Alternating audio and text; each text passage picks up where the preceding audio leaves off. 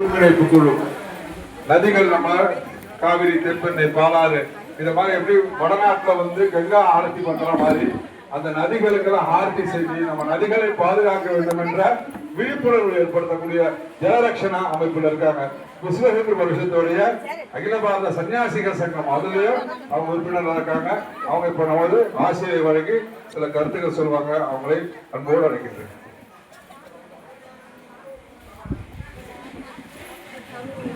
சிவாய நமகம்.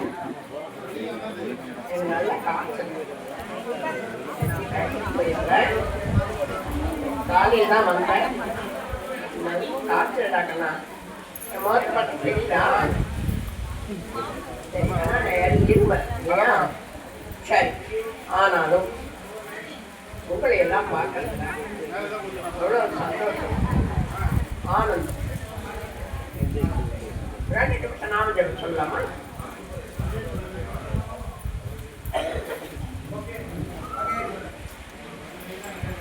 எல்லாரும் கேட்டு சத்தமா சொல்றேன்.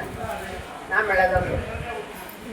சிவாய நம ஓம் சிவாய நமக, சிவாய நம ஓம் சிவாய நமக, சிவாய நம ஓம் நம சிவாய, சிவாய நம ஓம் நம சிவாய, சிவ சிவ சிவ சிவ சிவாய நம ஓம், சிவ சிவ சிவ சிவ சிவாய நம ஓம், ஹர ஹர ஹர ஹர ஹராய நம ஓம், ஹர ஹர ஹர ஹர ஹராய நம ஓம், ஹராய நம ஓம் சிவாய நம ஓம், ஹராய நம ஓம் சிவாய நம ஓம், சிவாய நம ஓம் நம சிவாய, சிவாய நம ஓம் நம சிவாய. சிவாய நம ஓம். நமக்கு இன்னைக்கு என்ன ஹோமம்? என்ன ஹோமம்? ஏகாதச ருத்ர ஹோமம். அதான் என்ன பண்ணியிருக்கோம்? தசமன்னா எத்தனை? 10. ஏகமன்னா என்ன? 1. 11 முறை ருத்ரத்தை பாராயணம் பண்ணி ஆகுதி பண்ணிருக்காங்க. ஏகாதச ருத்ர ஹோமம் திங்கட்கிழமை தான் பண்ணுமா? திங்கட்கிழமை அந்த 9 மணியா ஏன் துவங்கணும்? இல்லை 7:30க்கு முன்னாடியே துவங்கி 7:30க்கு முன்னே துவங்கி செஞ்சிருக்கோம். ஒவ்வொருத்தருக்கும் இது எவ்வளவு பெரிய 1 லட்சம் ரூபாய் நீங்க கொடுத்தா கூட பெறாத ஒரு விஷயத்த நமக்கு கொடுத்திருக்காங்க. இது யார் நிர்வாகி எனக்கு தெரியல, யார் ஏற்பாடு பண்ணாங்கன்னு தெரியல, எந்த சத்தாத்மாக்களுடைய சம்பாத்தியம் எல்லாம் இதுல இருக்குன்னு தெரியல. எல்லோரும் வாழ்க்கை நாம இப்ப கை கூப்பிடுறீங்களா?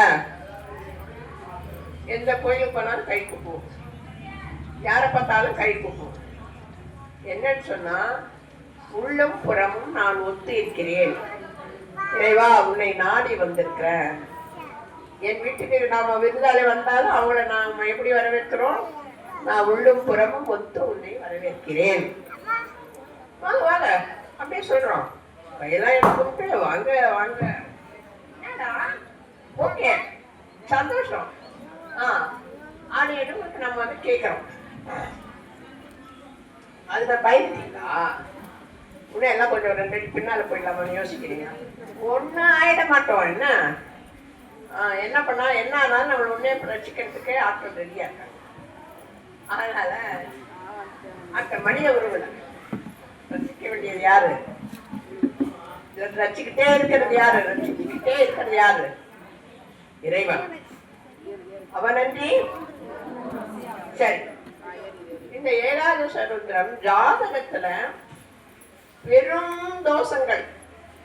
நீங்க வீட்டுல இந்த ஹோமம் பண்ணணும்னா 4 சிவாச்சாரியா திங்கட்கிழமை வேணும். அவங்களுக்கு முன்னாடியே அவங்ககிட்ட நீங்க 11 ஏகாதச ருத்ரம் இல்லையா, 11 சிவாச்சாரியார் வேணும்.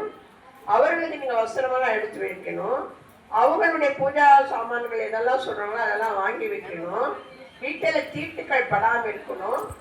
உங்களுக்கு மரணமோ இல்லை வீட்டுக்கு உள்ள பெண்களுடைய திட்டோ இல்லாம இருக்கக்கூடிய நாட்கள். நீங்க எல்லாரும் ரெடி பண்ணிட்டு இருப்பீங்க, ஒரு வாரம் கழிச்சுதான் நான் திடீர்னு ஏதாச்சும் இருப்பீங்க. அப்ப என்ன, அந்த தெய்வ குற்றம் குறைகள் இருக்குன்னு நாம் தெரிஞ்சுக்கிறோம். அது போல கொஞ்சம் இதை நிறைவு பண்றதுன்றது கடினமான ஒரு விஷயம்.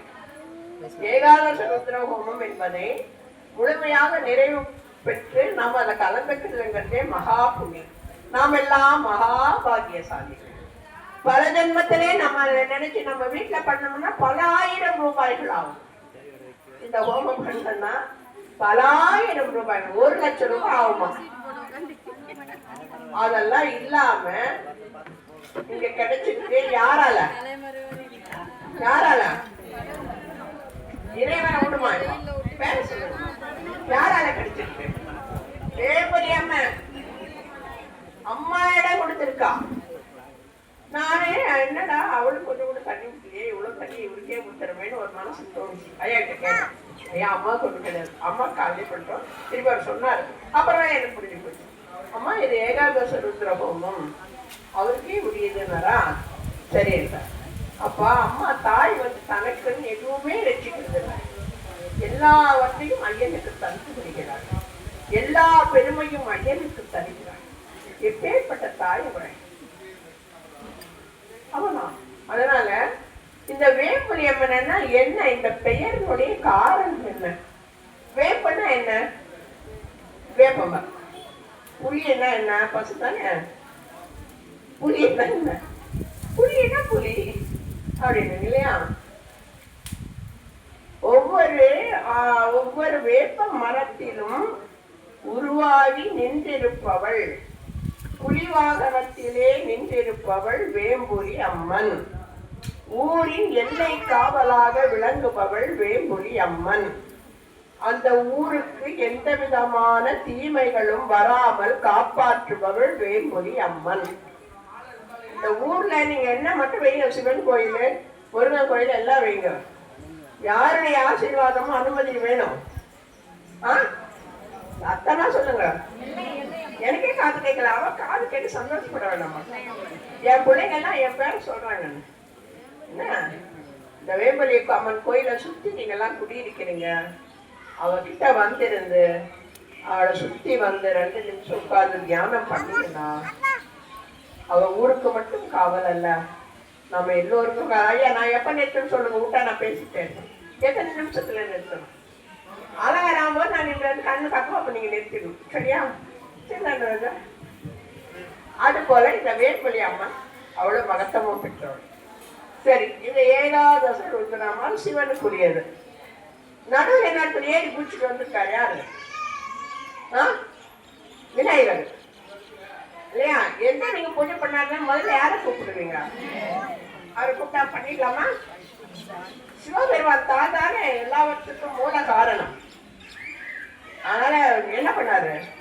திரிபுரம் எரிக்கிறதுக்கு ரதத்துல ஏறினாரு. யாரை நினைக்கல? விநாயகரை நினைக்கல. அச்சு எடுத்து அச்சு முறிந்து விட்டது. அதான் அச்சிறு பாக்கம். நம்ம இருக்கு இல்லையா, மதுராந்தகம் தாண்டி அச்சிறு பாக்கம் வருது இல்லையா, அந்த இடத்தில் உள்ள சிவபெருமான் மகா மகத்துவமான சிவபெருமான். அதோடு சேர்த்து இன்னொன்னு தெரிஞ்சுக்கோங்க, அந்த மலை இருக்குல்ல அச்சிறுபாக்கம், அந்த மலை அங்க 2500 வருஷத்துக்கு முந்தைய சிவாலயம் இருக்கு.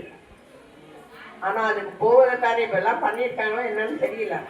ஆனா நடுவில் வந்து போவதுக்கு வழி இல்லாம அடிச்சுட்டு போகலாமா? ஓகே, வாழ்க.